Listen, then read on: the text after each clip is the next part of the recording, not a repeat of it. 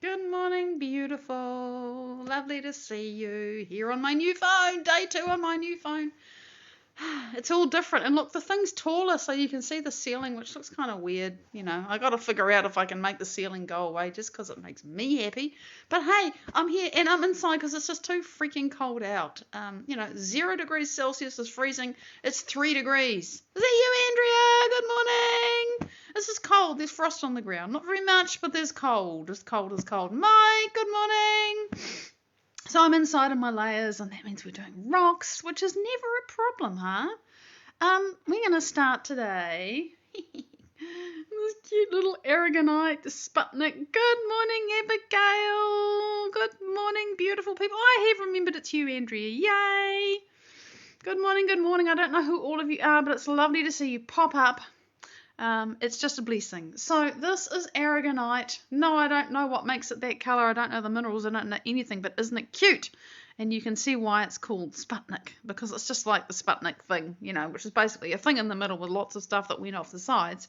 It's reminiscent. By pattern recognition, one can see that this has the same kind of structure, that it's got all these bits that stick out and they meet in the middle. So it's terribly cute.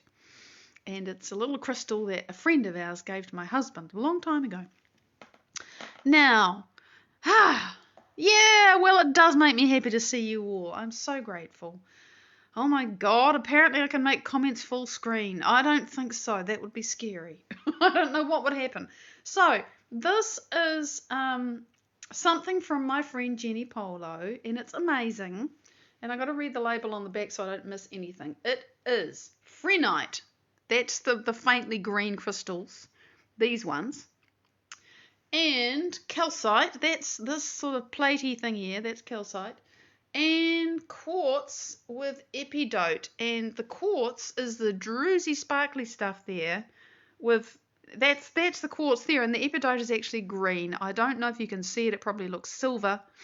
But this is such a lovely piece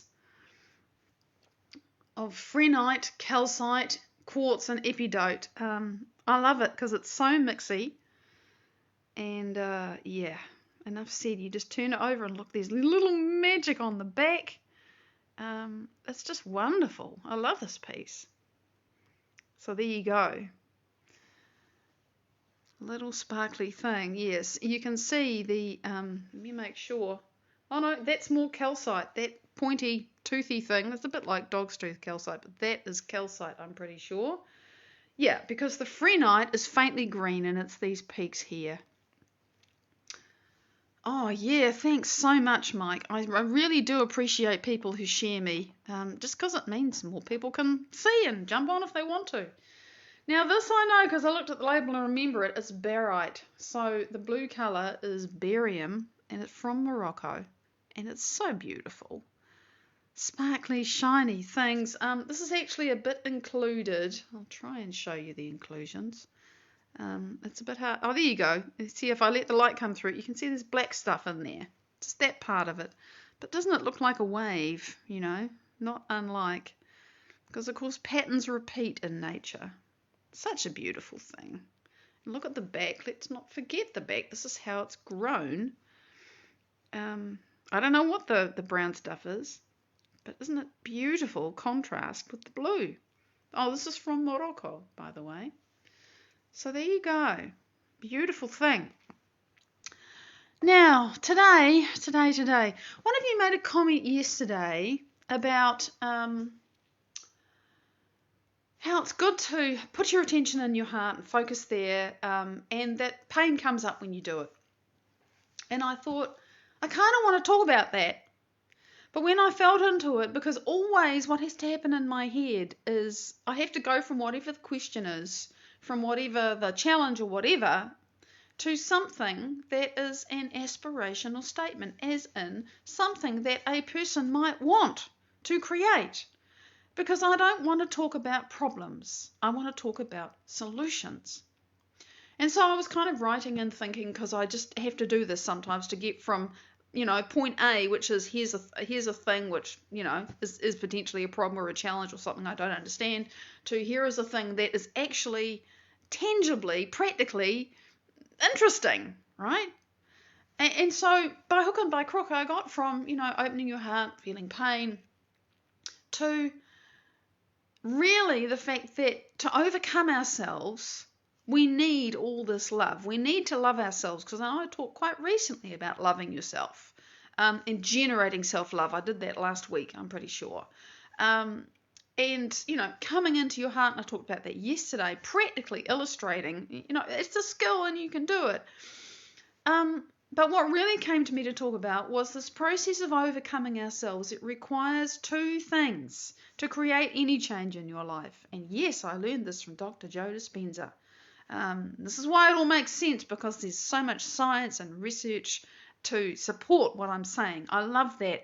I love that it feels so true, and I love that it supports my ability to interact with energy and be intuitive and everything else. But I adore the fact that there is a solid science basis for what I'm doing and what I'm talking about, because it's solid and it's repeatable, and I can explain it rather than just, you have to stand on your head and fart pink and then something might happen. I don't want that, So in order to create change in your life, we've got to change who we are. That's really what we're talking about today, and in fact always. We've got to change from who we've been in the past, and oh my God, am I in the middle of doing this right now, to who we've been choosing to be in the future. And I've been choosing to be a certain self in the future for quite some time now, and I go through different evolutions of that self, and I can feel myself changing. But there's a huge kind of divide, and I have to decide if I'm going to continue to inhabit my old way of being or inhabit a new one. And let me tell you, the new one does not feel comfortable, despite everything I've done to become familiar with that person. This is a leap for me into the unknown. However, the person who I want to be and who I am, and there's always going to be a point where you have to decide if you were going to stay where it's safe and where you know what you know, or if you're going to go somewhere different. I understand it. I'm so aware of myself now. I recognize this is where I'm at.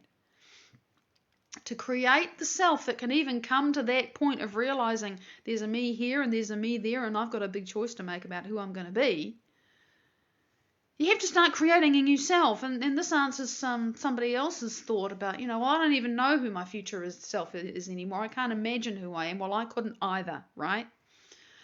But I know, because of the science, that to create anything new, I need a clear intention. And we've talked about that. You've got to open your focus and slow your brain waves down. Get your brain very quiet. Turn off your analytical mind. Stop thinking.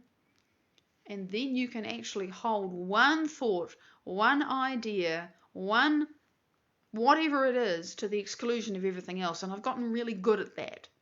It's not that I stay there for 45 minutes and never get distracted. My brain wanders off, but I'm pretty good at catching it and bringing it back. That's the first thing. You've got to have a clear intention.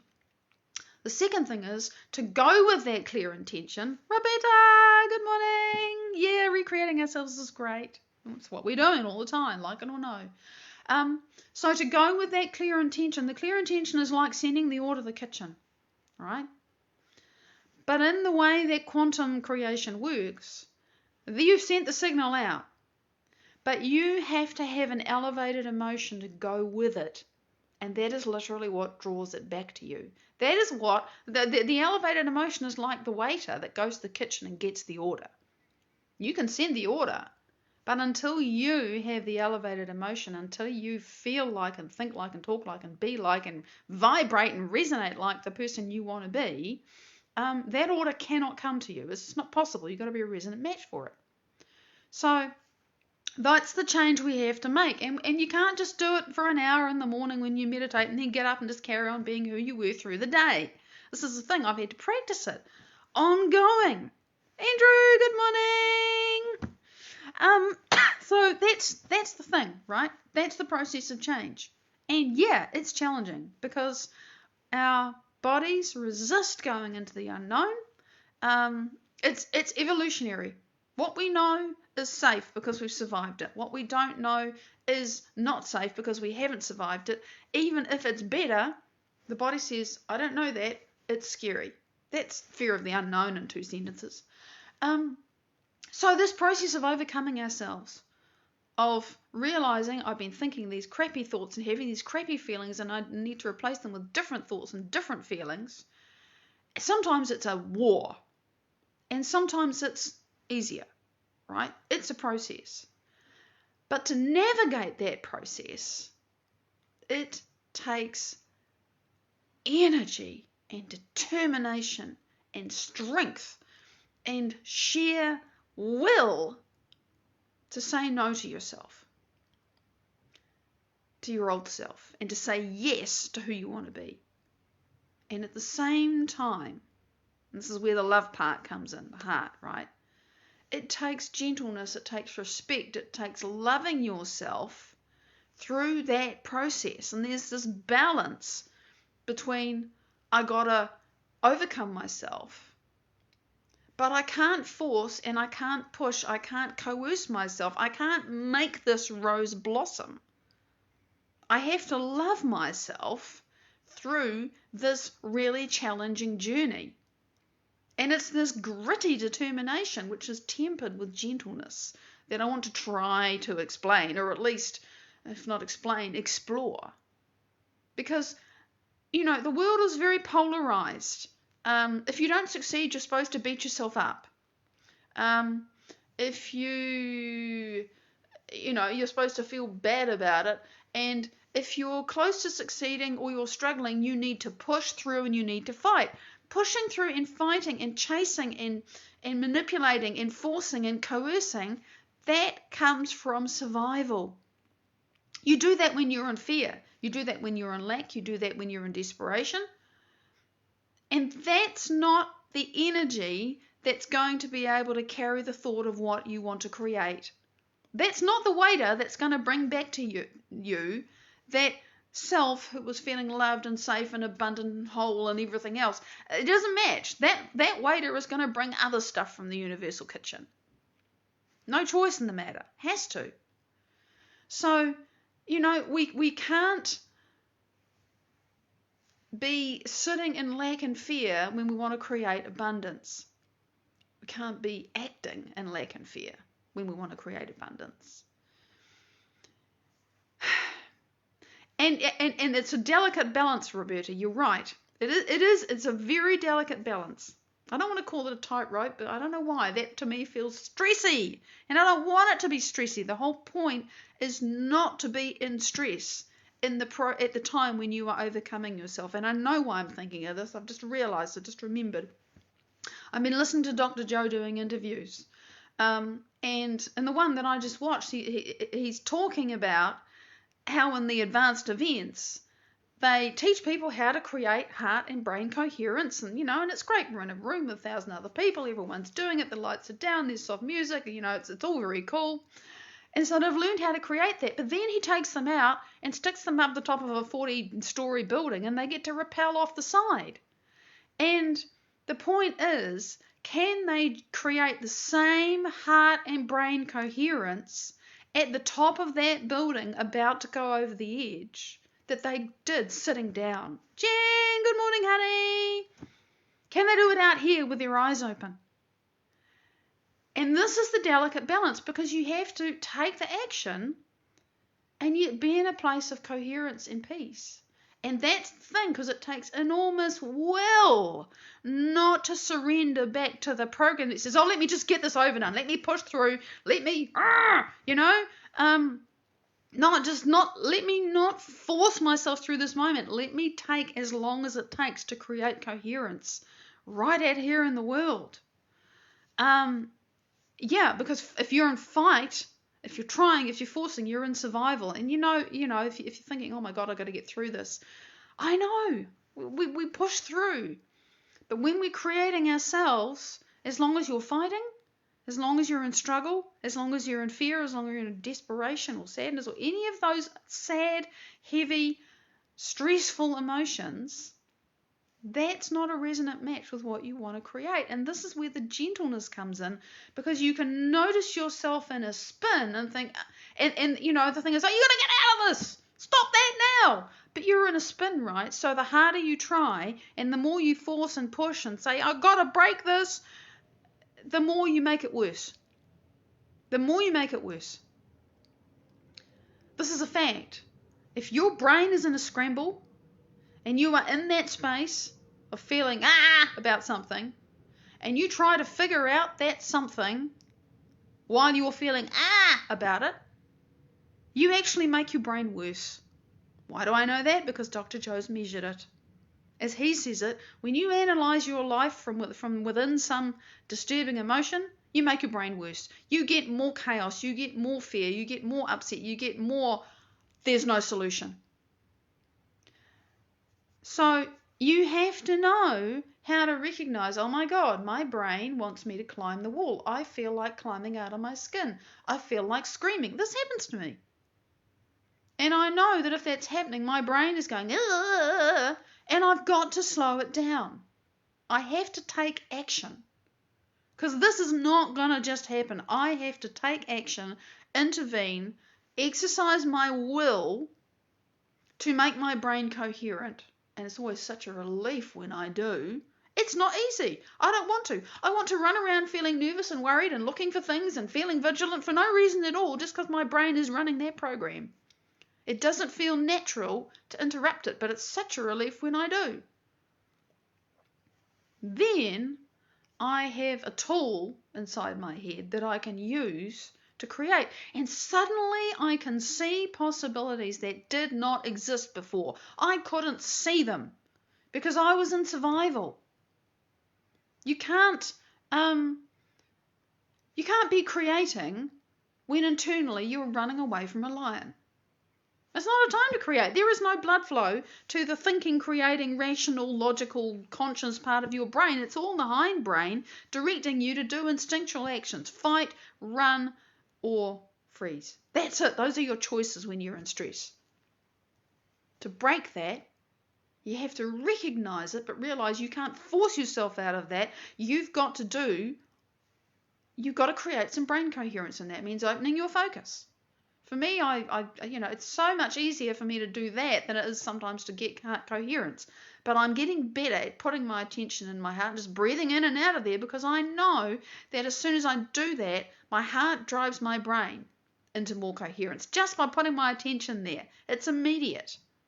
So I don't excuse myself for feeling like crap for very long at all now. It's like, hey, you have no reason to stay here. This is not loving to me to keep thinking these circling scary thoughts. I have to put my attention here, because at least if I do that, I'm not thinking the thoughts anymore. I have to yank my brain out of those. So that's where the will comes in. No, meditate with your markers. Yeah. Art therapy. For me, I have to remove all of the external stimuli, Roberta, because if I am physically creating and doing something, I'm still in beta brainwaves. I'm still in beta, right?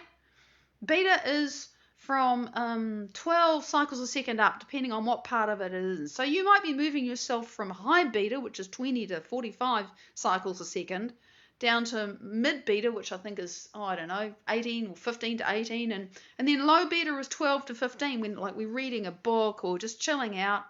That's cool. But that's not really slowing your brain down.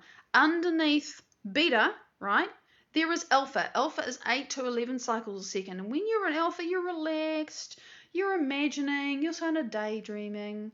Children spend a lot of time in alpha. They're having a tea party. It's a real tea party. It's real to them because they're in their own internal world of thoughts and feelings. And they're not doing anything with their hands or their body.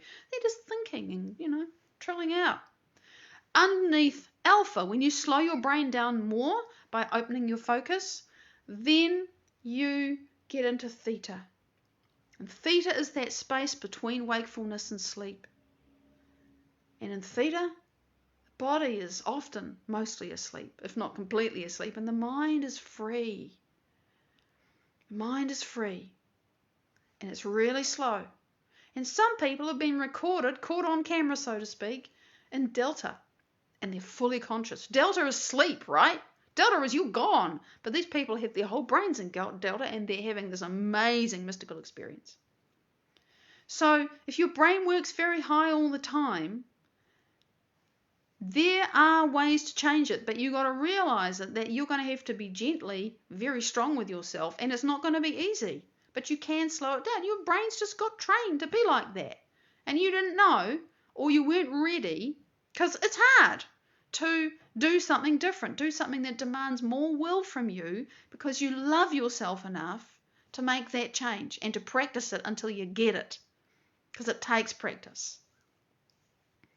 Well, I would love to have my brainwaves measured too, Roberta.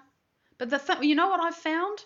As I've got better at doing this, I know when I'm in beta now. I know when I'm at alpha. I know when I'm in theta. I even know when I'm pretty sure I go into gamma sometimes. I know what the states feel like. I don't need someone to measure my brain to tell me what it's doing. And if you've lived a life in fight or flight, just like me, you can change it. If I've done it, you can do it. You just have to love yourself enough to make the choice over and over and over and over and over and over and over again to develop the skill to slow your brain down. I'm happy to provide links to resources. It's possible. We can do it. You can be very strongly conditioned to fear, and you can change it. And why do I know that? Besides the fact that I've done it, there are many other people who've done it using the same tools, the same techniques. And they're all shapes, all sizes, from all walks of life. They're young, they're very old, and everybody in between, extremely sick, extremely healthy, extremely poor, extremely rich. Everybody can do this because everybody's essentially got the same kind of brain. So we have this ability to heal ourselves. But we have to have this enormous determination tempered with this gentleness with ourselves that says, hey, this is challenging. I'm climbing a mountain inside myself. Okay, the fact that I just took a step, that I even tried to find the next step up, and I went, oh, that's hard, I can't do it yet, but I'm going to try again. I've got to celebrate that. Little steps. But it takes enormous will. Gentle, enormous will. Gentle, enormous will to continue to overcome yourself. And that's exactly what I wanted to say. We can do it. For me, it all began with slowing my brain down. Everything else became easier after that. And it's a skill. So, it's Friday, she says, spluttering. Thank you for joining me this week. I'm so grateful for you. I'm so grateful that I don't have to think about my phone anymore and wonder if it's going to stop working, because it was on its way out. Thank you for your contribution, your participation with me. I so appreciate it. Big love. Enjoy the resonant replays over the weekend, and I will see you on Monday. Bye-bye.